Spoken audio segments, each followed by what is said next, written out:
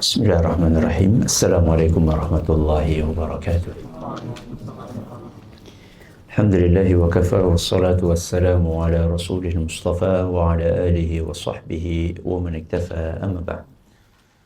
Ayyuhal ikhwah rahimani wa rahimakumullah.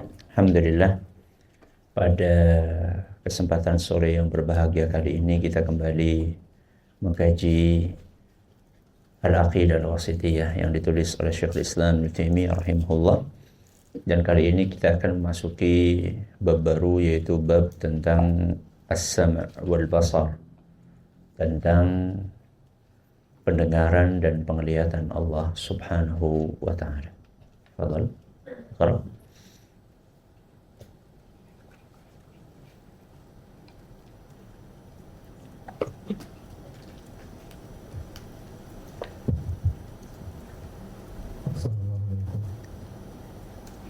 Bismillahirrahmanirrahim. Alhamdulillah wassalatu wassalamu ala Rasulillah wa ala alihi wa sahbihi wa wala. Allahumma ighfir lana wa li mashayikhina wa li mashayikhihim wa li walidayhim wa lil muslimina ajma'in. Thumma qala al-mu'allif rahimahullah ta'ala wa as-sam'i wal basari lillahi ta'ala. لا، هذا العنوان ليس من المؤلف، هذا من الشارح. قال المؤلف رحمه الله تعالى وقوله قد سمع الله قول التي تجادلك في زوجها وتشتكي إلى الله والله يسمع تحاوركما لقد سمع الله قول الذين قالوا إن الله كثير ونحن أغنياء أم يحسبون أنا لا نسمع سرهم ونجواهم بلى ورسلنا لديهم يكتبون إنني معكما أسمع وأرى وقوله ألم يعلم بأن الله يرى الذي يراك حين تقوم وتقلبك في الساجدين وقل اعملوا فسيرى الله عملكم ورسوله والمؤمنون. Nah, bab ini adalah salah satu bab yang dalilnya paling banyak. Berapa dalil di sini dibawakan? Berapa? 7. Ya, padahal antum lihat di bab sebelumnya cuma berapa? Cuma 3. Ya, di bab sebelumnya cuma 2 bahkan. Ya. Padahal bab tentang as-sam' dan al-basar, bahwa Allah mendengar dan Allah melihat, penolakannya apakah sebesar penolakan bab-bab sebelumnya? Tidak. Iya kan? Jadi penolakan ahlul bidah terhadap sifat mendengar Allah dan sifat melihat Allah itu tidak sebesar penolakan mereka tentang sifat tangan, sifat mata. Tidak. Pertanyaannya, kenapa dalilnya banyak banget? Paham pertanyaannya? Nah, ada yang mau jawab? Kenapa? Wallahu a'lam. Bisa jadi karena dampak positif yang sangat besar yang akan ditimbulkan ketika seseorang itu meyakini bahwa Allah mendengar dan melihat. Dampak positif yang akan ditimbulkan yang sangat besar.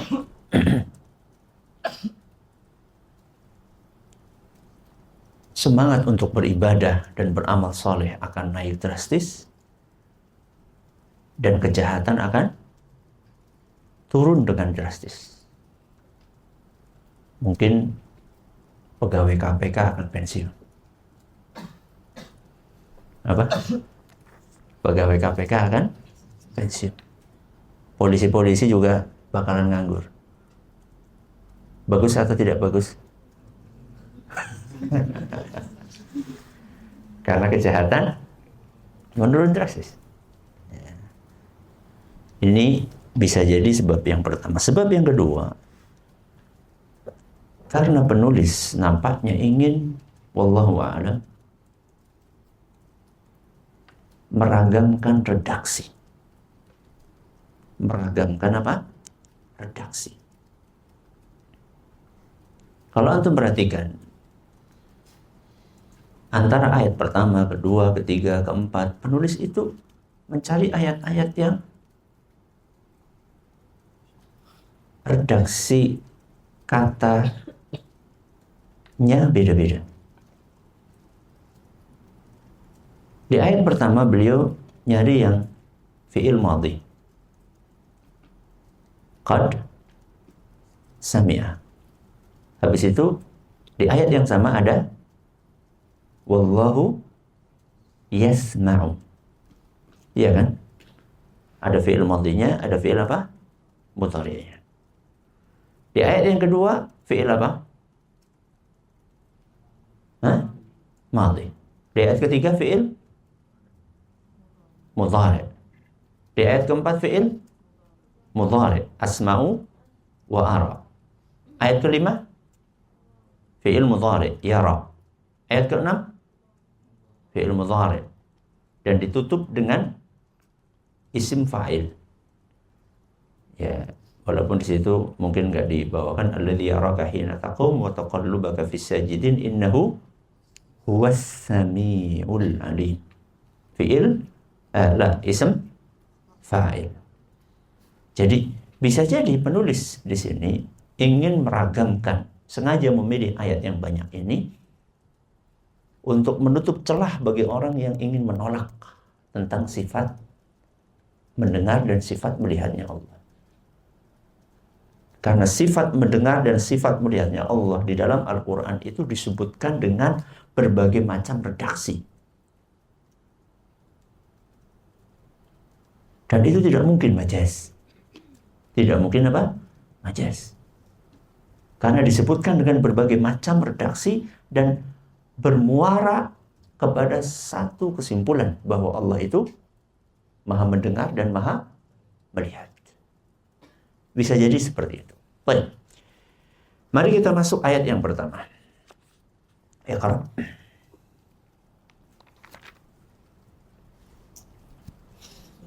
Iqra. Al-ayat al-ula.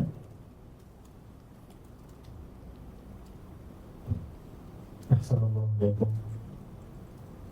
Qala al-mu'allif rahimahullahu ta'ala wa qawlihi qad sami'a Allahu qawla allati tujadiluka fi zawjiha wa tashtaki ila Allah wallahu yasma'u tahawurakuma. Nah, qad sami'a Allahu qawla allati tujadiluka fi zawjiha. Allah Azza wa Jalla telah mendengar perkataan seorang wanita yang mendebatmu tentang masalah suaminya. Wa tashtaki ila Allah, dan wanita itu lapor dan mengeluh kepada siapa? Kepada Allah. Wallahu yasma'u tahawurakuma, dan Allah Azza wa Jalla mendengar isi perbincangan antara engkau berdua. Innallaha sami'un basir, sesungguhnya Allah itu Maha mendengar dan Maha melihat. Surat apa ini? Al-Mujadilah. Ini adalah kisah seorang sahabiyah yang bernama Khawlah binti Tha'labah. Ketika suaminya melakukan zihar. Apa zihar? Ucapan anti ka dhahri ummi. Ketika marah, orang Arab mengucapkan kalimat ini kepada istrinya. Kamu seperti punggung ibuku. Apa maksudnya? Haram. Karena seorang anak tidak boleh melihat punggung ibunya. Aurat kan? Tidak boleh. Maka diumpamakan kamu seperti punggung ibuku. Haram.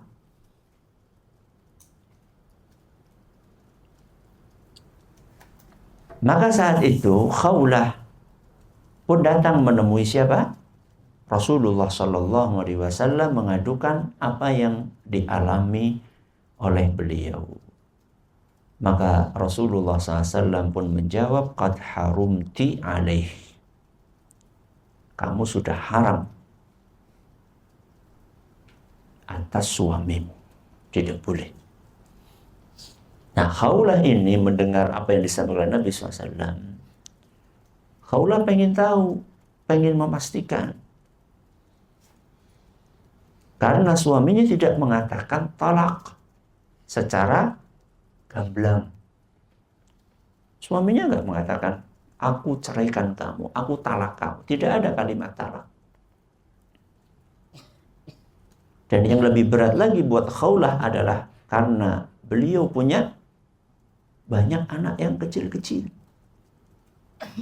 Indomamtuhum ilaihi da'u wa indomamtuhum ilayya ja'u.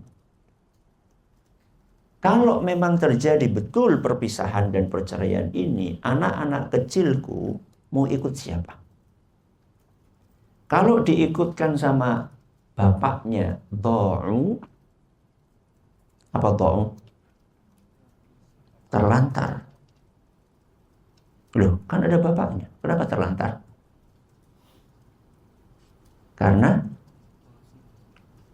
laki-laki tidak setelaten perempuan di dalam ngurusi anak, apalagi anak kecil. Laki-laki itu menang apa? Menang fisik. Perempuan menang ketelatenan dan kesabaran. Yang sabar dan telaten. Yang enggak, yang enggak. Tapi rata-rata, ini kita bicara apa? Rata-rata. Wa in domamtuhum ilayya ja'u. Lah kalau ikut bapaknya terlantar, ini sudah ikut ibunya saja. Efeknya jauh. Mereka akan kelaparan. Karena siapa yang masih nafkah? Buah si malakah. Maka akhirnya wanita tersebut tashtaki ilallah. Tashtaki ilallah. Dan begitulah seorang muslimah, seorang muslim, ketika menghadapi masalah, mengadu kepada Allah subhanahu wa ta'ala. Maka apa yang terjadi? Wallahu yasma'u tahawurakuma. Jadi Allah mengulangi kata atau sifat mendengar dua kali. Yang pertama dengan fi'il madhi sami'a, yang kedua dengan fi'il mudhari wallahu yasma'. Tahawurakuma, diskusi, obrolan, perdebatan antara engkau berdua. Siapa engkau berdua? Khawlah dan Rasulullah Sallallahu Alaihi Wasallam.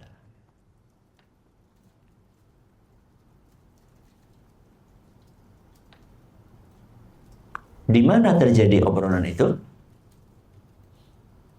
Di mana terjadi obrolan itu? Di rumahnya Aisyah. Dan Aisyah saat itu ada di rumah. Tapi Aisyah radhiyallahu anha tidak mendengar isi obrolan tersebut.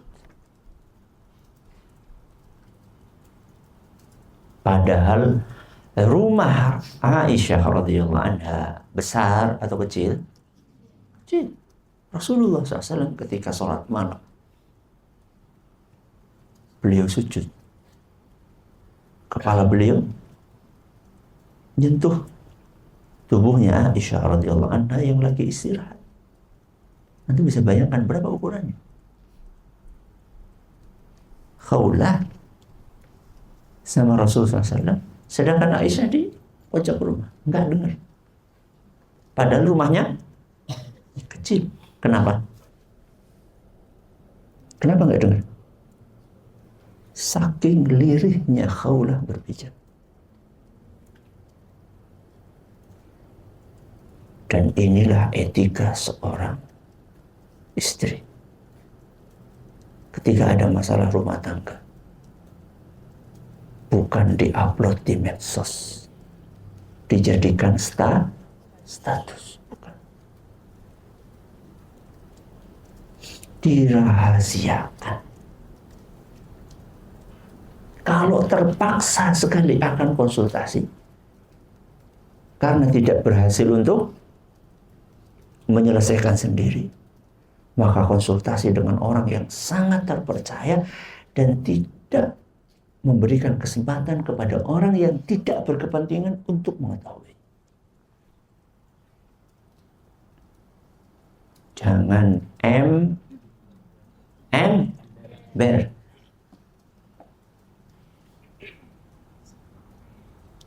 Suami apa istri?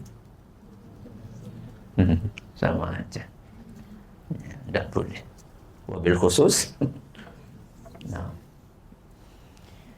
Innallaha sami'un basir.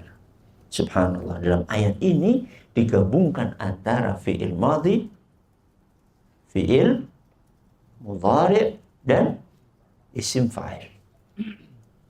Jadi untuk menegaskan bahwa Allah itu betul-betul mendengar. Kapan? Fi'il madhi yang akan datang, fi'il mudhari' sekarang dan fi'il madhi apa? Yang telah lampau, fi'il mudhari' sekarang dan yang akan datang. Sampai kapan? Sami'un. Sifat ini melekat terus dalam diri Allah Azza wa Jalla. Sampai kapan? Jadi tidak ada celah bagi ahlul bidah untuk menolak sifat mendengarnya Allah Subhanahu wa ta'ala. Saking beragamnya penggunaan redaksinya, sighahnya beragam sekali. Ditambahi dengan basir. Dengan apa? Basir. Ya.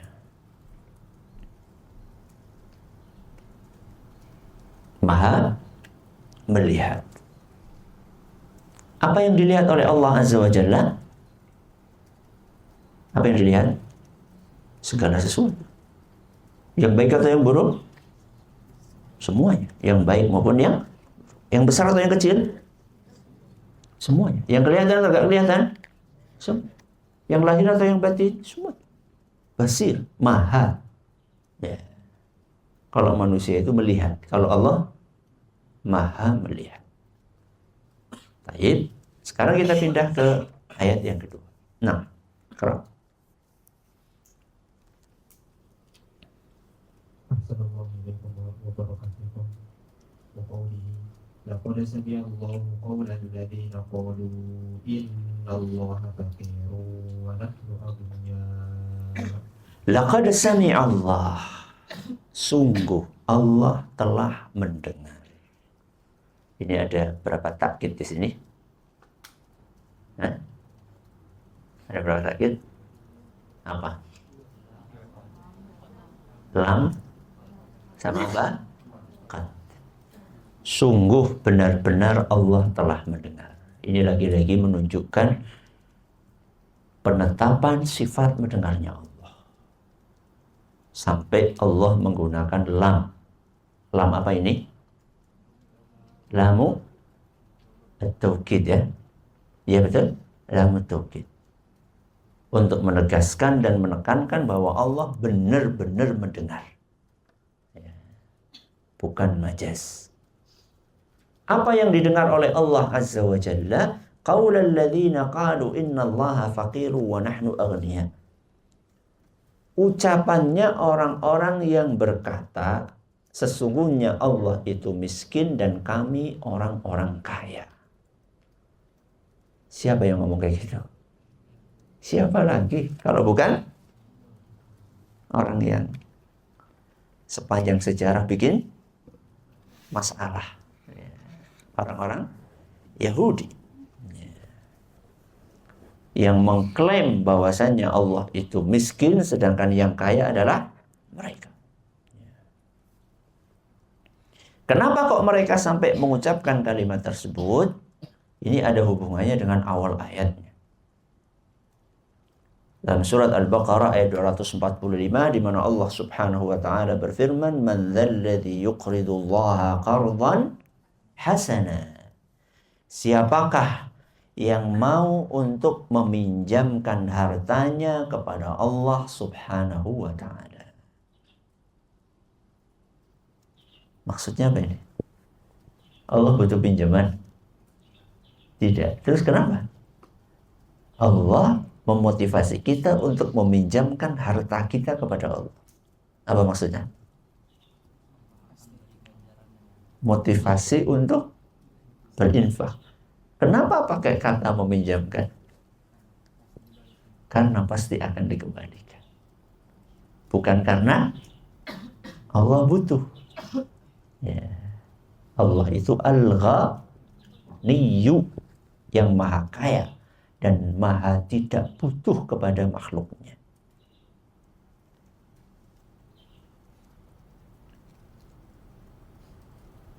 Motivasi dari Allah Azza wa Jalla buat infak ini malah dijadikan bahan olok-olokan oleh siapa? Oleh orang Yahudi. Sekaligus untuk membuat kaum muslimin ragu dengan Allah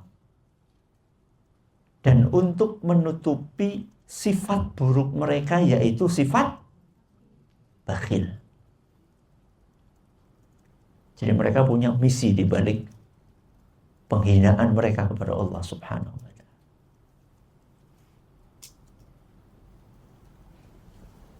Pelit tapi nggak mau ketahuan pelit. Dan orang Yahudi itu adalah abkhulun nas, manusia yang paling pelit. Sebagai bentuk hukuman dari Allah Azza wa Jalla ketika mereka menuduh Allah pelit. Qalatil yahudu yadullahi baghlulah ghullat aydihim. Ya. Orang Yahudi mengatakan tangan Allah terbelenggu, alias pelit. Menurut mereka, ghullat aydihim, mereka lah yang pelit. Dan itu sampai akhir zaman. Allah saja dilecehkan sama orang Yahudi. Apalagi manusia. Ya.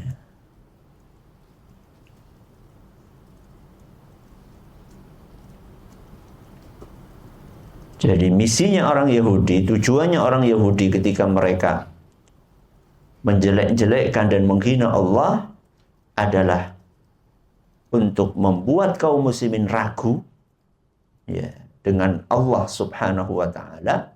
Dia tuh Tuhannya orang Islam. Masa minta dipinjemin, dia tuh Tuhannya orang Islam. Terus yang kedua, untuk menutupi sifat bakhilnya. Ya. Dan yang ketiga apa tadi? Hah? Apa?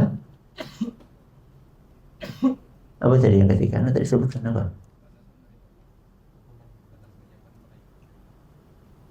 Karena nyebutkan tiga tadi ya? Enggak. Dua berarti ya. Misinya adalah yang pertama untuk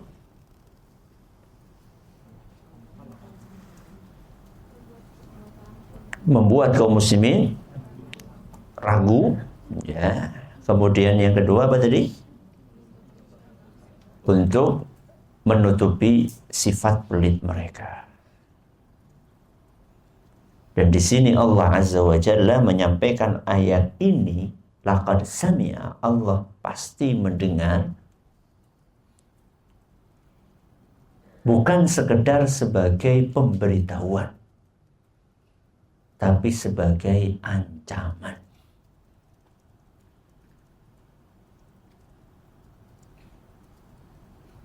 Karena Allah mendengar apa yang mereka ucapkan dan pasti akan memberikan balasan. Ya.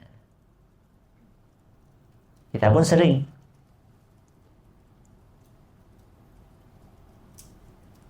menakut-nakuti seseorang dengan, loh, antum Ustaz tahu loh apa yang antum lakukan. Jadi tanpa ditambahkan akan menghukum antum, tapi sekedar kita tahu bahwa Ustadz mengetahui apa yang kita kerjakan, perbuatan buruk yang kita kerjakan itu sudah bikin apa? Bikin deg-degan. Apa ya kira-kira ya yang akan diberikan sanksi oleh Ustadz? Baik, ini yang keberapa? Yang kedua. Baik, ayat yang ketiga. Kalau Ahsanallahu ilaikum wa baraka fikum.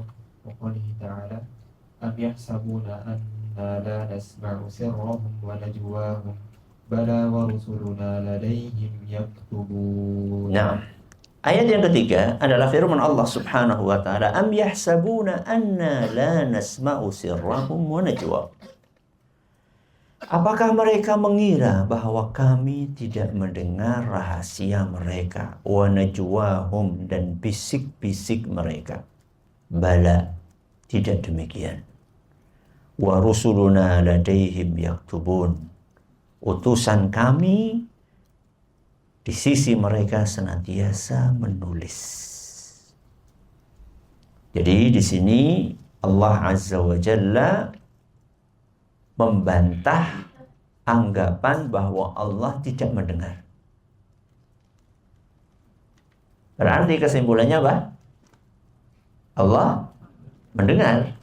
Karena di sini Allah membantah orang yang mengira Allah tidak mendengar. Berarti Allah itu mendengar. Makanya di sini dikatakan bala. Bala itu kan harfu apa? Ibtal ya. Idrak, apa istidrak? Ya. Enggak seperti itu gitu. Artinya kan gitu. Anggapan kalian tuh enggak benar. Itu bala.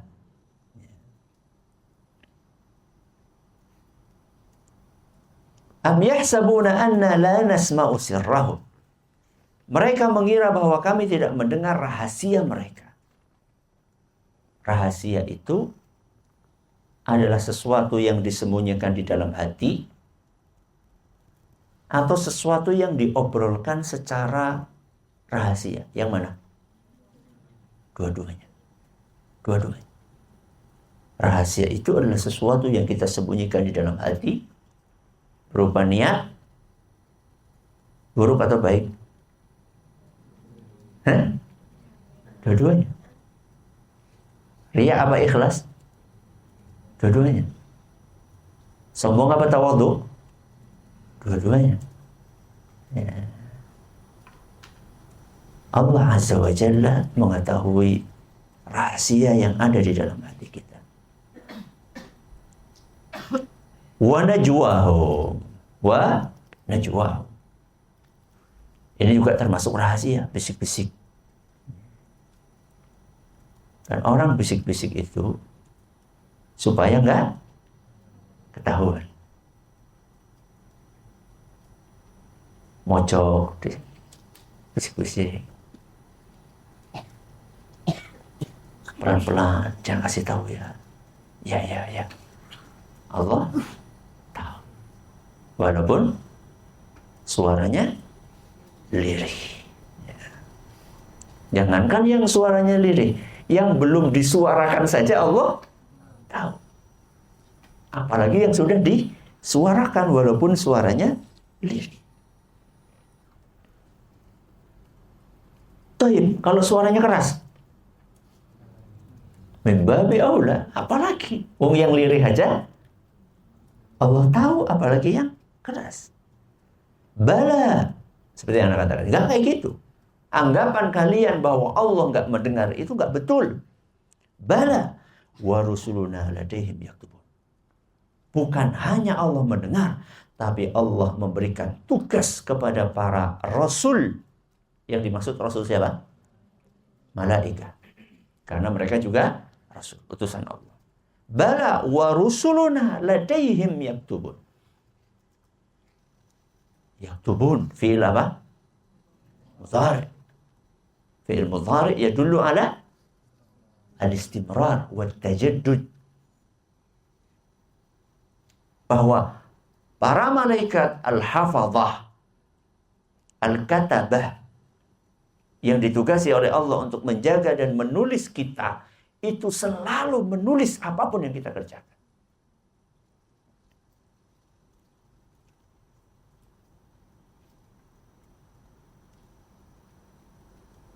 Sampai nanti di hari kiamat, orang-orang yang banyak melakukan perbuatan dosa terkaget-kaget.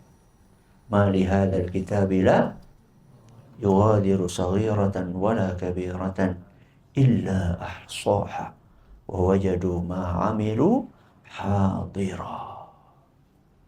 Ma li hadzal kitabi la yughadiru saghiratan wala kabiratan illa ahsaha. Ini buku apa ini? Yang besar, yang kecil, semuanya ada di situ. Wa wajadu ma 'amilu hadira. Dan apapun yang mereka kerjakan hadir, kelihatan, ada di situ semua. Wala yadlimu rabbuka ahada. Dan Allah tidak pernah menzalimi siapapun. Artinya, kalau tertulis di situ pasti pernah dikerjakan, pernah diucapkan. Tidak ada ceritanya ditulis dan tidak dilakukan dan tidak diucapkan. Tidak ada ceritanya seperti itu. Wala yadlimu rabbuka ahada. Itu perbuatan zalim. Menghukum sesuatu yang tidak dilakukan, itu kezaliman. Dan itu tidak mungkin dilakukan oleh Allah Subhanahu wa ta'ala. Aina syahid?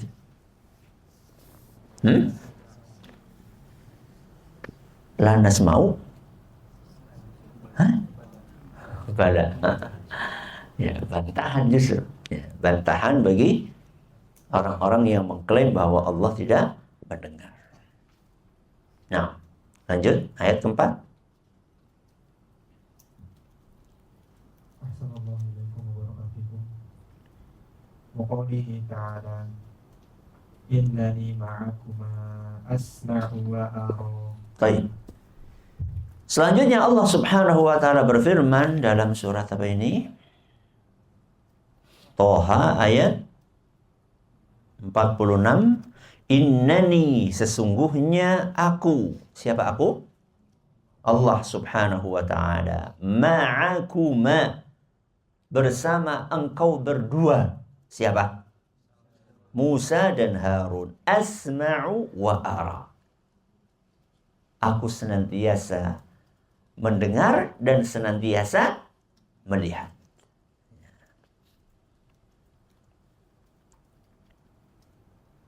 Jadi melihatnya Allah Azza wa Jalla terkadang pakai redaksi ra'a yara, terkadang pakai redaksi absara yubsiru. Ya, tapi intinya sama. Apa intinya? Allah melihat. Baik. Innani ma'akuma, sesungguhnya aku senantiasa bersama engkau berdua.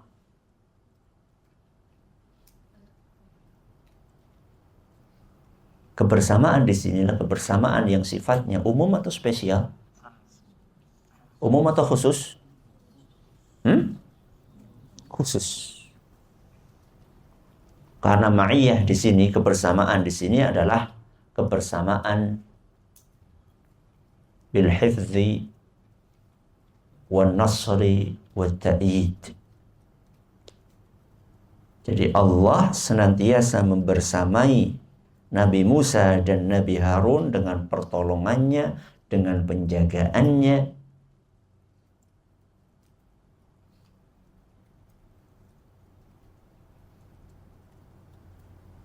Dan ditakkid,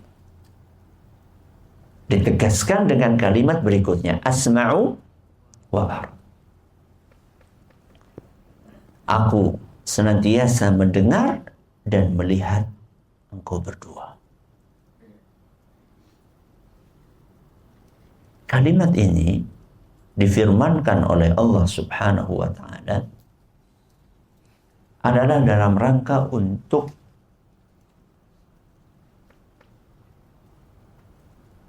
menguatkan beliau berdua. Karena beliau berdua diutus oleh Allah Azza wa Jalla untuk mendakwahi siapa? Fir'aun. Di mana? Di istananya. Wah, itu serem itu. Seremnya di mana? Hah? Fir'aun.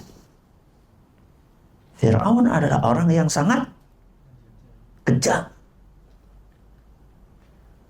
Bukan hanya kejam, dia mengklaim bahwa dia adalah Tuhan. Ana rabbukumul a'la. Aku adalah Tuhan kalian yang paling tinggi. Nabi Musa dan Nabi Harun diutus untuk ngasih tahu Fir'aun, kamu tuh bukan Tuhan. Tuhanmu adalah Allah. Dan disuruh menyampaikan itu di istananya, yang di istananya full dengan tentara. Nabi Musa dan Nabi Harun takut. Takut nggak? Hah? Nggak takut? Takut lah. Manusiawi? Manusia. Makanya apa kata Allah? La takhafa. Apa? La takhafa. Jangan engkau berdua takut. Terus Allah kasih alasan kenapa? Innani ma'akuma asma'u wa ara. Jangan engkau takut, wahai Musa dan Harun. Karena sesungguhnya aku senantiasa bersama engkau berdua dan aku mendengar serta melihat apapun yang terjadi antara engkau dengan Fir'aun. Jadi kalau misalnya Fir'aun itu mau macam-macam sama siapa? Nabi Musa dan Nabi Harun, gampang sekali buat Allah untuk melindungi engkau berdua dan menghancurkan Fir'aun. Gampang sekali.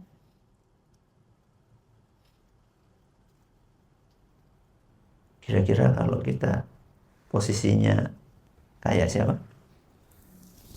Kayak Nabi Musa dan Nabi Harun gimana? Masih takut enggak? Masih enggak? Masih. Lewat kuburan aja nggak berani.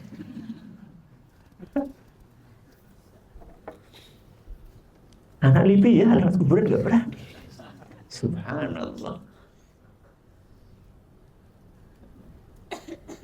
Anda pernah cerita ya? Belum. Anda belum ngomong udah belum. Anda pernah cerita Abi? Tentang Abi pernah? Benar. Abi rahimahullah, Ustaz Zaini Muhayyan. Itu sejak muda itu sudah, Masya Allah, pemberani. Saat itu tahun berapa ya? Beliau masih muda, berarti ya sekian puluh tahun yang lalu di kampung Ana, di kampung Kedung Wuluh itu belum ada listrik, belum ada apa-apa, masih semua serba lampu teplok. Dan rumah beliau itu sekian puluh meter dari sungai. Dan sungai itu namanya Sungai Ponggawa. Sungai Ponggawa, sampai sekarang masih ada. Kalau malam-malam itu tidak ada orang yang berani ke sungai. Jadi zaman dulu kan apa-apa sungai, nyuci di sungai, mandi di sungai, BAB di sungai, BAK di sungai, semua apa-apa sungai. Kalau sudah malam-malam nggak ada yang berani untuk ke sungai. Padahal kadang-kadang kan malam-malam ada kondisi mendesak pengen ke sungai, tapi nggak ada yang berani. Kenapa? Karena ada suara bayi nangis. Ada suara bayi nangis. Padahal kan bayi ya, bukan orang dewasa kan. Bayi sih bisa ngapain gitu kan. Tapi disitulah mistisnya gitu. Ada suara bayi. Apa yang beliau lakukan? Beliau penasaran, ingin membuktikan sendiri. Maka habis Isya, beliau bawa sarung. Buat apa? Buat kemulan. Ya, buat kemulan atau kemulan. buat selimutan biar nggak digigitin nyamuk. Terus beliau tiduran di samping sungai, di emperan, di apa namanya, sungai kan biasanya ada batu-batuan atau tanah gitu pinggir sungai yang nggak ada airnya. Beliau nungguin di situ, nyari suara apanya, baik. Gak lama kemudian ditunggu-tunggu nggak ada, lama gitu. Nggak lama kemudian terdengar suara itu. Mulai terdengar suara. Beliau cari di mana sumber suaranya. Itu ada rojul, walaysa dzakar. Ya. Jadi rojul itu kayak gitu. Jadi bukan sekedar apa sih istilahnya. Jadi kejantanan itu di situ. Cari sampai datangnya, dicari, ternyata di atas. Ternyata suaranya di atas. Beliau deketi suara. Terus beliau lihatin, mana suaranya? Ternyata di pohon bambu. Di pohon bambu. Terus beliau dengerin, kok nggak ada? Masa ada bayi di pohon bambu? Ternyata itu pohon bambu malam-malam ada angin. Kemudian saling bergesekan. Antara pohon bambu satu dengan pohon bambu yang lainnya bergesekan, mengeluarkan suara mirip bayi. Mitos. Apa? Mitos. Begitu ya, jadilah pemberani. Jadi ketika antum lewat kuburan takut, apalagi mau kamar mandi minta ditemani, ya Allah. Di rumah belajar mau kamar mandi, akhi, tolong antar anak kamar mandi. Astagfirullah. Kun rajulan. Ya, jadilah pemberani. Karena kita yakin bi annallaha ma'ana. Yasma'u wa yara. Nah, lanjut. Assalamualaikum warahmatullahi wabarakatuh.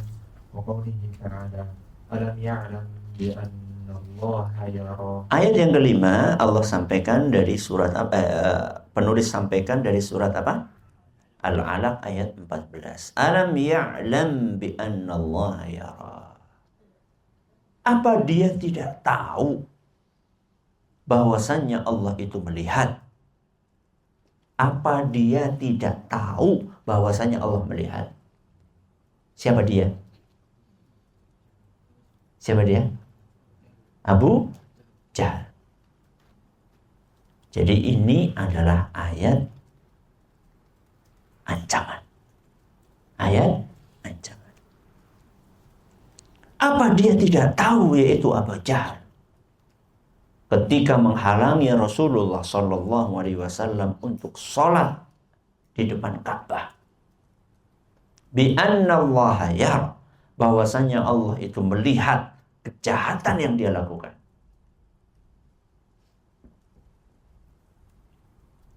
Jadi ini istifham, tapi bukan untuk menunggu jawaban.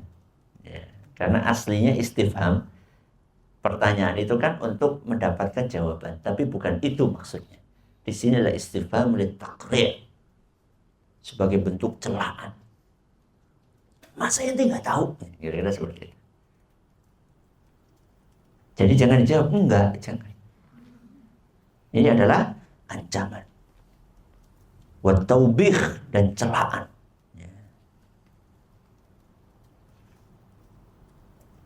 Dan ini juga berlaku kepada semua kejahatan yang terjadi di muka.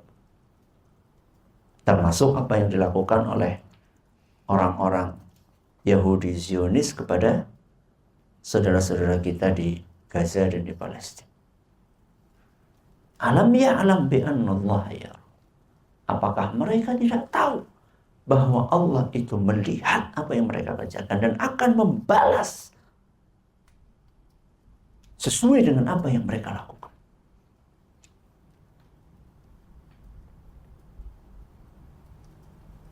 Ini pun berlaku buat kita. Ya. Ketika kita tergoda untuk melakukan hal-hal yang tidak baik, tergoda untuk berbuat maksiat, maka ingatlah firman Allah Subhanahu wa ta'ala ini, alam ya'lam bi annallaha yara. Apakah ayat ini khusus untuk Abu Jahal? Lah, untuk semuanya. Ya. Jadi ketika nafsu kita mendorong untuk berbuat maksiat, ketika setan membisiki kita, menggoda kita, memprovokasi kita untuk melanggar aturan-aturan Allah, kan gak dilihat sama ustaz, kan gak dilihat sama abi, kan gak dilihat sama umi, maka ingat firman Allah Subhanahu wa ta'ala, alam ya'lam bi annallaha yara. Ketahuilah bahwa Allah itu mengetahui apa yang kita kerjakan. Dan ingat, Allah bukan hanya mengetahui, tapi juga akan membalas. In khairan fa khairun wa in syarran fa syarrun. Kalau yang kita lakukan adalah kebaikan, maka balasannya pun kebaikan. Kalau yang kita lakukan adalah keburukan, maka balasannya pun juga keburukan. Baik. Lanjut. Assalamualaikum warahmatullahi wabarakatuh. Wa qawlihi ta'ala alladzi yaraka hina taqum wa taqallubaka fis sajidin. Selanjutnya Allah membawakan firman-Nya dalam surat Asy-Syu'ara ayat 218 sampai 220, di mana Allah Subhanahu wa ta'ala berfirman, alladzi yaraka, fi'il apa? Mudhari'. Berarti Allah senantiasa melihatmu. Hina taqum, ketika engkau sholat sendirian. Wa taqallubaka fis sajidin, dan ketika engkau sholat berjamaah. Taqallub itu adalah pergantian apa? Gerakan.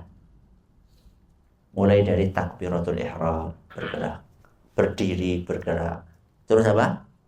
Ruku bergerak, i'tidal bergerak, sujud bergerak, duduk bergerak. Taqallub fis sajidin, bersama dengan orang-orang yang sujud. Berarti ini salat berjamaah.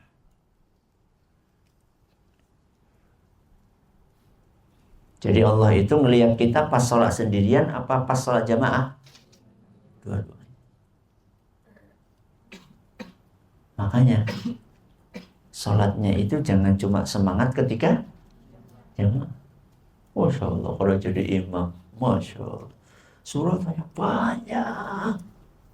Pas sholat sendirian, kulhu falak nas, triokul. Ya.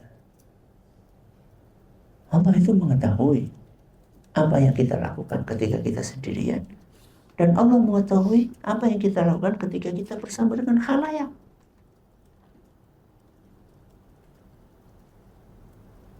Bahkan usahakan ada amalan-amalan yang memang kita rahasiakan.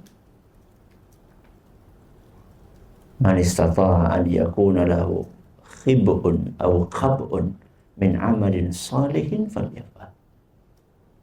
Barang siapa yang bisa memiliki amalan rahasia, maka lakukan. Amalan rahasia itu adalah amalan rahasia, baik itu yang ada di dalam hati kita maupun amalan rahasia lahiriah tapi nggak kelihatan sama orang lain. Ya.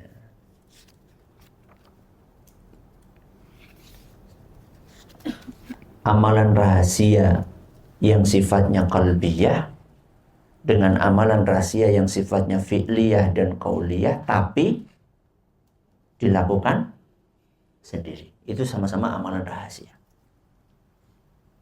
Amalan rahasia yang ada dalam hati, contohnya Apa? Al-khauf, takut kepada Allah. Terus roja, terus tawakul, terus as-sidq ma'allah. Abu Bakar radhiyallahu anhu itu unggul dibandingkan yang lainnya adalah dengan itu. Ma sabaqa Abu Bakrin bi kathrati siyamin aw salatin walakin bi syai'in waqara fil qalb. Abu Bakar itu lebih unggul dibandingkan kita semua. Itu bukan karena Masya Allah lebih banyak sholat ya dibandingkan kita, pastilah. Maksudnya dengan para tabi'in, dengan walakin bi syai'in waqara fil qalb. Tapi sesuatu yang ada dalam hati beliau berupa keikhlasan, berupa sidq. Makanya beliau dapat gelar apa? As-Siddiq. Dengan keikhlasan, dengan rasa takut.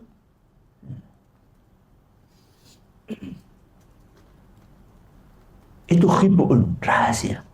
Atau amal yang sifatnya fi'li dan qauli, perbuatan dan ucapan yang enggak kelihatan sama orang. Tahajud malam-malam, orang nggak tahu. Baca Quran, zikir. Makanya kata para ulama, afdhalul zikri apa? La ilaha illallah. Kenapa kata para ulama la ilaha illallah wa afdhalul zikri? Iftahul jannah. Tayo. Ada yang lain? Nah, karena bibir kita nggak bergerak. Bibir kita nggak bergerak.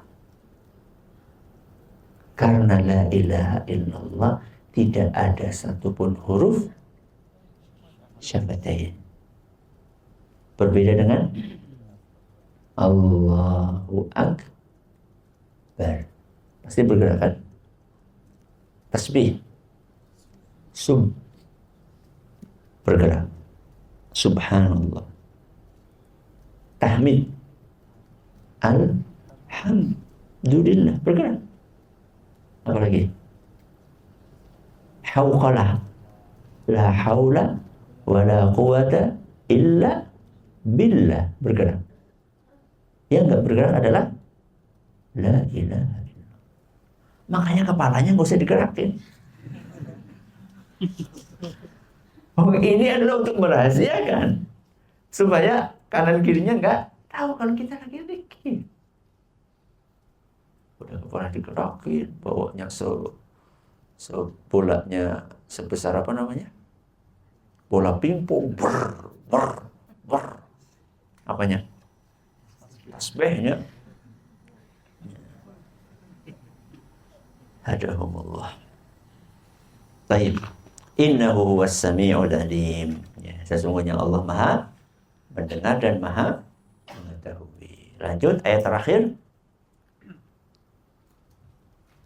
Assalamualaikum warahmatullahi wabarakatuh. Wa qawlihi ta'ala wa qul i'malu fasayarallahu 'amalakum wa rasuluhu wal mu'minun. Nah, wa qul i'malu. Katakanlah wahai Muhammad, silahkan kalian kerjakan apapun. Fasayarallahu 'amalakum. Allah pasti akan melihat apa yang kalian kerjakan. Dan Rasulnya juga iya, serta kaum mukminin. Wa qul, dan katakanlah. Ini perintah dari Allah kepada siapa? Kepada Nabi kita Muhammad SAW. I'malu, lakukan sekehendak kalian. Nabi disuruh berbicara kepada siapa? Kepada kaum munafikin. Kepada kaum munafikin. Lakukan sekehendak kalian. Ini perintah atau ancaman? Ancaman atau perintah? Ancaman. Seperti seorang ayah yang sudah mengingatkan anaknya supaya tidak naik pohon. Berkali-kali dia bilang, nak, jangan naik pohon. Mbok, Jatuh. Ternyata ketahuan naik pohon. Apa kata ayahnya? Terus. Kurang tinggi. Itu artinya apa? Artinya kurang tinggi? Enggak. Itu namanya ancaman. Ya. Ada seorang santriwati. Ada seorang santriwati belajar Al-Quran sama seorang ustaz. Matobihi kan dibaca berapa? 2. Dia bacanya berapa? 3. Kata ustaznya, kurang panjang. Dibaca 5. Ustaznya, panjang lagi. Dibaca 7. Santriwati sampingnya bilang, Mbak, kepanjangan. Itu bukan apa? Nyuruh tambah panjang. Itu kayak satir gitu. Apa satir itu? Ya. Jadi untuk mengingat, bukan itu maksudnya. Kayak ini itu bukan maksudnya disuruh berbuat semaunya, bukan. Tapi ini adalah ancaman. Bahwa Allah Azza wa Jalla, makanya buktinya ancaman apa? Fasayarallahu amalakum. Allah itu pasti akan mengetahui apa yang kalian kerjakan. Mengetahui itu? Enggak, kan udah bolak-balik kita katakan. Apa tadi? Akan membalas. Jadi ancaman buat kaum munafikin atas kesesatan, perbuatan jahat, makar yang mereka lakukan, kebatilan yang mereka lakukan. Sungguh Allah pasti melihat apa yang kalian kerjakan. Wa rasuluhu, begitu pula rasulnya. Wal mu'min, dan juga kaum mukminin akan melihat apa yang kalian kerjakan. Makanya setelah itu apa kata Allah? Wa saturadduna ila alimil ghaibi wasyahadah, dan kalian akan dikembalikan kepada Allah yang maha mengetahui hal-hal yang gaib dan yang nyata. Fayunabbi'ukum bima kuntum ta'malun, dan Allah akan ngasih tahu atas kejahatan-kejahatan yang pernah kalian lakukan ketika di dunia, dan apa tadi? Membalasnya. Alhamdulillah, satu bab ini selesai. Kita akan lanjutkan insyaallah bab berikutnya pada pertemuan yang akan datang. Wallahu ta'ala a'la wa a'lam. Sudah masuk waktu maghrib. Berapa menit lagi? 2 menit, 5 menit. Ada pertanyaan silakan.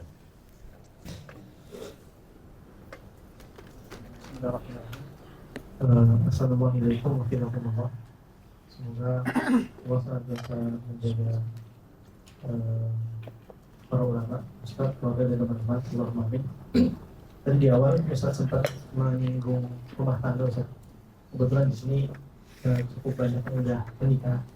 Dan tadi sebelum berkaitan dengan masalah rumah tangga, tadi Ustaz menyampaikan bahwasanya laki-laki itu menang otot dan perempuan itu menang kepelatihan. Bagaimana Ustaz? Banyak rumah tangga yang laki-lakinya itu halus, kelemar-kelemar gitu, kelemar-kelemar. Dan istrinya itu lebih aktif, lebih. Jadi apa-apa itu istrinya ngatur gitu. Itu mohon nasihatnya Ustaz yang seperti itu. Kemudian yang kedua berkaitan dengan di pertemuan yang telah lalu Ustaz mengajarkan kita tentang tawakal, dan Ustaz juga pernah menyampaikan di sebuah kajian tentang ketika mengajarkan kepada anak-anak apa itu dikaitkan dengan Allah, minta sama Allah, minta sama Allah. Nah itu kadang-kadang anak-anak itu ketika kita perintahkan seperti itu, dia berdoa minta sama Allah, tapi habis itu nagih kita. Kita kan udah doa, mana SP-nya? Itu mohon bagaimana saya menanamkan bahwasanya nggak semua doa itu pasti dikabulkan. Jazakumullah khairan. Yang pertama, bagaimana menyikapi kepala rumah tangga yang jadi anggota? Sikapnya memperbaiki diri. Siapa yang memperbaiki diri? Kepalanya atau anggotanya? Dua-duanya. Jadi kepalanya, si suaminya ini berusaha untuk mengembalikan posisinya menjadi ar-rijalu qawwamuna 'alan nisa, sehingga dia harus belajar untuk menjadi pemimpin beneran. Sebaliknya, anggotanya yaitu istrinya pun harus mengurangi dominasinya di rumah. Dan jangan menikmati kondisi itu. Justru Anda harus menurunkan tensi itu. Dan memberi kesempatan kepada suami. Dan bantu suami untuk itu. Dalam rangka untuk menerapkan arahan dari Allah Subhanahu wa Ta'ala dalam ayat yang tadi saya sampaikan. Jadi memang ada sebagian wanita yang seperti itu memang. Ya punya karakter kayak gitu. Memang ngatur-ngatur dan seterusnya. Itu kalau masih dalam porsinya no problem. Tapi ketika sudah sampai mendominasi rumah tangga itu nggak baik. Oke, ini berarti kuncinya memperbaiki diri. Si istri menekan egonya, si suami berusaha untuk meningkatkan kemampuannya dalam memimpin, dan itu butuh waktu. Tidak seperti membalik telapak tangan. Maka harus sabar. Dan istri ketika melihat ada perubahan dari suaminya pun harus mengapresiasi. Harus mengapresiasi. Kalau diapresiasi, maka insya Allah perubahan itu akan semakin maksimal. Yang kedua, bagaimana dengan anak yang diajari tawakal, sudah berdoa, tapi tapi selalu menuntut kepada orang tuanya? Proses. At-ta'dibu fi sighari kan naqshi 'alal hajari. Naqsh, mengukir itu kan nggak sekali. Apakah wajar anak minta seperti itu? Wajar. Kenapa? Karena otaknya belum sempurna. Jangankan anak yang otaknya belum sempurna, kita saja orang dewasa yang otaknya sudah sempurna dalam tanda kutip ya, maksudnya sudah lengkap. Saja kadang-kadang seperti itu. Sudah minta kok enggak dikabul-kabulkan. Padahal kita ini udah gede gitu. Apalagi anak kecil. Jadi harus sabar, harus diulang-ulang. Ini yang pertama. Yang kedua, kita harus pintar-pintar memanfaatkan momen. Ketika anak minta sama Allah nggak segera dikasih, di kemudian hari setelah beberapa hari dikasih sama Allah. Nah, ketika dikasih itu kita manfaatkan momen itu untuk menanamkan tawakal dia kepada Allah. Nah, Allah ngasih kita itu bukan sesuai dengan keinginan kita, tapi Allah ngasih kita sesuai dengan keinginan Allah. Kenapa demikian? Nah, karena Allah lebih tahu mana yang terbaik buat kita. Misal, anak kita pilek, batuk. Habis pilek, batuk. Ayo nak minta sama Allah. Doa sama Allah.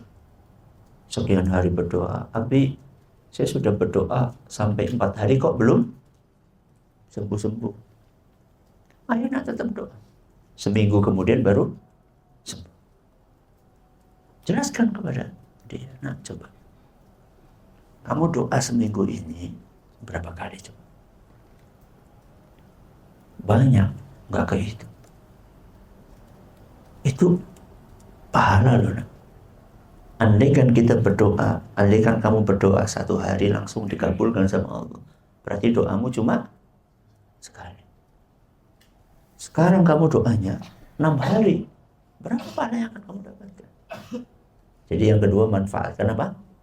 Momen. Wallahu ta'ala. Sudah masuk waktu maghrib ya. Kita akhiri. Subhanakallahumma bihamdik. Asyhadu an la ilaha illa anta astaghfiruka wa atubu ilaik. Assalamualaikum warahmatullahi wabarakatuh.